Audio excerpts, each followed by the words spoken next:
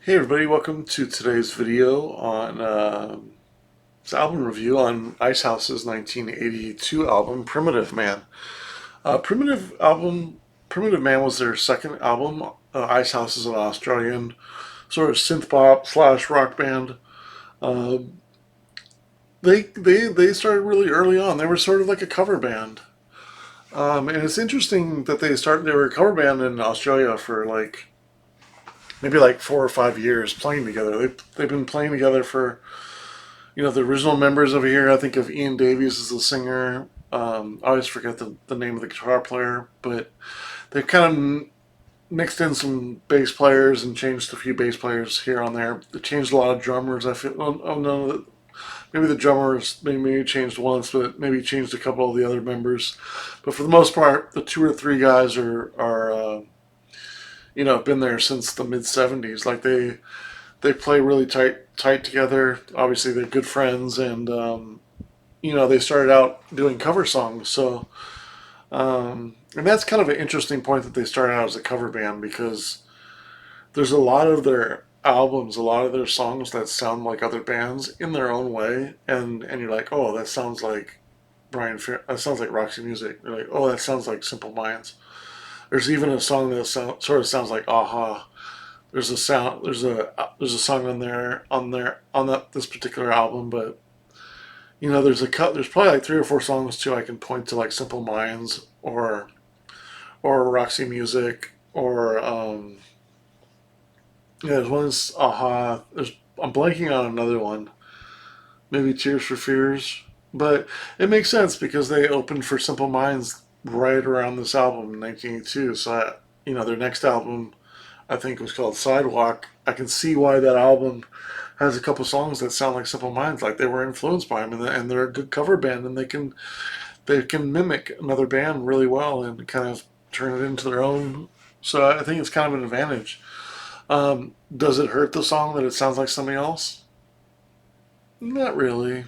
Not really. It's still a good song. I mean, they're influencing. I mean, they're being inspired or sounding like a band that I like. It's not like they're trying to sound like Van Halen or something like that. So they're trying to sound like somebody who's inspiring them. You know what I mean? So they sort of wanted to sound like, there's a few songs that sound like sort of the Roxy Music Avalon time.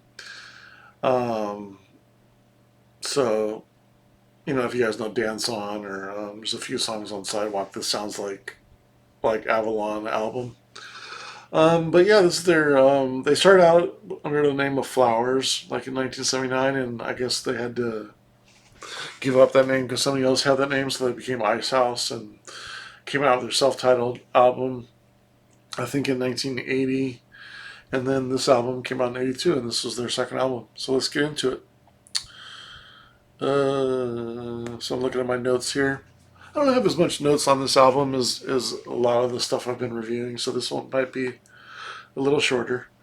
First track, Great Southern Land. This is kind of a classic of theirs. It's kind of like, I wouldn't say it's a big song in Australia because it's about, the Great Southern Land. It's about the country. This is kind of a theme song for the country. In fact, every time they play it, every time I've seen them do it live, like it gets a really good response, like sort of like you're playing Born in USA or something like that if you're a Bruce Springsteen, I suppose. In a way, it sort of has a patriotic feel, and everybody really highly regards the song, and you know, granted, so it's a. I like the pace of it, the groove, the melody, and the verses, really smooth. Some of the best Icehouse songs sort of has this consistent pace, and Ian's great at sort of singing in the pockets of songs, and he's really attentive of where he sings and the volume that he sings. He has a lot of production talent, and he's very talented and plays some different instruments, and I think he plays the guitar. I've seen him play the saxophone, sort of like a long saxophone. I think I've seen him play keyboards, and I think he knows how to play bass too, if I'm not mistaken. So I mean, he's pretty well rounded for a singer. Um, Some people might have this song a little higher. You know, this I did a top 30 Icehouse tracks recently, and I'll have to look. Just curious, since I thought of it, I'm not gonna bring it up and then not say it, but so I might as well look it up. But Great Southern Land was my was on my top 30 Icehouse tracks. This was number 10. Um, my top 30 Icehouse tracks, number 10 for Great Southern Land. I gave it 3.5 stars. Really strong, right in between very good and excellent.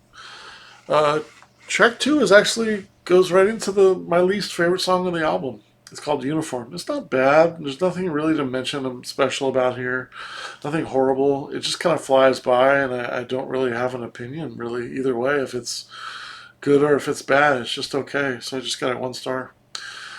Street Cafe. This was a fairly popular song in Australia for this album. It was a single. There's 3 singles from this album: Hey Little Girl, Street Cafe, and Great Southern Land. And then there are 3 out of the first 4 tracks. Street Cafe, I do like the song, but funny enough, I don't really like the chorus. I like the moodiness and the piano of the verses and the bridge, but the chorus is, I wouldn't say it's cheesy, but I feel like it could be better. Um, just doesn't really do too much for me, the chorus. It's pretty straightforward, but it's a catchy song, no doubt. I got 2.25 songs, so it's good. It's on the lower side of good. And then you have Hey Little Girl, which is my favorite song on the album. Great groove, guitar licks. It's really got a great pacing to it again. Like if you know No Promises, Hey Little Girl, Great Southern Land, they kind of have this like chugging groove where he can kind of sing and ad lib and sort of find his pocket really nicely in the song. That's the Icehouse that I like. And then I like the moodier stuff, like like the title track for the first song for the first album, Icehouse. Like that one's kind of moody. There's really not too much moodiness in this particular album. There's some in the next album for sure, but not so much in this album. Um, but I got Hey Little Girl, 4.25 songs, 4.25 stars. This is actually a pretty good hit in Germany when this single came out. Um, yeah, it did really well in Germany. I think it was a top 5 or top 10 hit in Germany. So I think which kind of makes sense because Germany. I feel like German people know their kind of grooves, and they like moody music, and they appreciate that, and I can see why they like this track. It makes sense for me. Track number 5 is Glam. It's sort of an instrumental, except for him really saying glam. It's got some good sounds to it. Keyboard has a nice resonance to it. I'd be curious to know if anybody knows what keyboard was used on Glam. I really like the resonance on the keyboard. It's mostly instrumental again. It's catchy. I got it right between good and very good at 2.5 stars. Trojan Blue. And here's where another one where I feel like they're kind of, sort of Visions of Blue came out in '82. Did they hear this before they did this song? And this song's called Trojan Blue. Visions of Blue is kind of moody too. This one's kind of moody. Spooky, in fact. I put, ooh. Halloween's coming up. I love Halloween, don't you? Um, but this kind of sounds like Ultravox. But putting that aside, I really like the song. It's my second favorite song on the album, tied with Great Southern Land. 3.5 stars. Really like this song. It's really cool. Very spooky. Then the track One by One. Sounds like Simple Minds. This track sounds like Simple Minds. Keyboard is cool. It's a little bit fast. It's more dramatic, futuristic kind of in a way. I really like it. I got a very good 3 stars. Then you got Break These Chains. Sometimes Icehouse sort of hits a cheesiness on some of their songs. Like I think of like Mr. Big, which I don't like that song at all. The Impression one.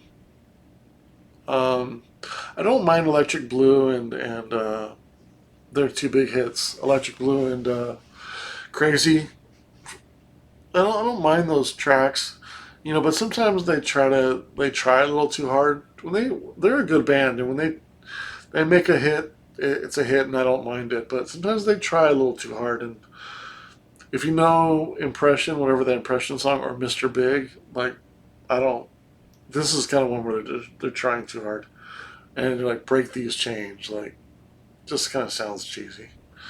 It's not bad though. It's energetic. It's up tempo. It's definitely one of the more rocky ones, but I got it good.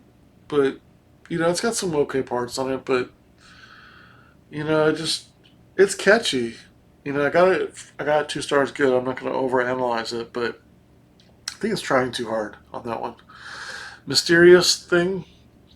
I got this one also 2 stars. It's got some nice keyboards on it. It's sung well. It sounds a little bit like Street Cafe, the song earlier on the same album. And I feel like it's a lesser version than that. The bass is pretty good. 2 stars. I got it okay. And then the last track, Goodnight, Mr. Matthews. Chorus is good. It's catchy. I thought I was going to give this a little bit lower rating but it kind of, I like the background vocals, guitar tone with his voice. It kind of comes back a little bit. I got it 2 stars at good. It kind of saved itself. But the last end of this album kind of hurt the album, kind of in the rankings. The last three songs are all 2 stars each for good. When I think about the overall good of this album, a few strong classics for sure, especially for Icehouse fans and Australian people. Great Southern Land and Hey Little Girl, super strong songs. There's a lot of good songs too. No really bad moments per se. You know, solid second album. This album is sort of the formula that they would take on for the next 3 or 4 albums. The mixing is good for 1982. I do have that note in here. And then the opportunities for the album. I just prefer certain styles of music when it comes to Icehouse. I like their moodier jams more so than when they're trying to be rocky or trying to be, uh, poppy. I like when they're in the moodier stuff more. I like when they're in the keyboard stuff. I like when they blend electronic and rock a little bit. You know what I mean? So, I do have. That doesn't affect the scoring of the album, but that's just a note that I have here, and that's kind of why some of the songs are probably ranked how they are. Um, but yeah, I like the moodier jams more so than the overly poppy or faster stuff. I'm kind of indifferent on them sounding like others. Again, it's not hurting or helping their score. It's worth mentioning though that some of the songs sound like I mentioned it. One of the songs sounds like Ultravox, and one of the songs sounds like Simple Minds. Even more so on the next album. There's like two or three songs that sound like Simple Minds, and one that sounds like Aha. And I think 2 on that album that sound like Brian Ferry. That's where it originally comes from. Why I'm saying this, because they're going into that. Um, then I looked over the stars. So 1 4-star track, 3 3-star tracks, 5 2-star good tracks, and then 1 at okay. So I count up the stars. I got 26 stars divided by 10 for a 2.60 stars per song rating. So not bad, not bad. Right in between good and very good. And if I was to tie that to the album, that would probably be in the around 65. You know, uh, right, right around 60, 65. Right on a little bit on the higher side. But I do feel like this album's got it got some cohesiveness to it. It's missing a ballad maybe or two. Um, Maybe one more strong song to kind of get into the very good, into the 70s. But I feel pretty confident. I mean, there's 3 songs pushing 4 stars for me in here. You know what I mean? So I feel pretty strong about bumping it up a little bit and putting it to 69 out of 100, right below very good. It's on the high side of good. So it's a strong album. And yeah, so this is 1982's Primitive Man, Icehouse. Curious what your ranking is out of 100. What would you rank this album? And again, my favorite 3 songs in order are Hey Little Girl, uh, Trojan Blue, and Great Southern Land. That's really tied for second. It's hard to pick a favorite between those two. They're really close. I really like the moodiness of Trojan Blue, and I really like the groove of Great Southern Land and the guitar. Of course, that great guitar riff of Great Southern Land. Really strong album, though. It's right on the edge of very good. 69 out of 100. All right, thanks so much for watching.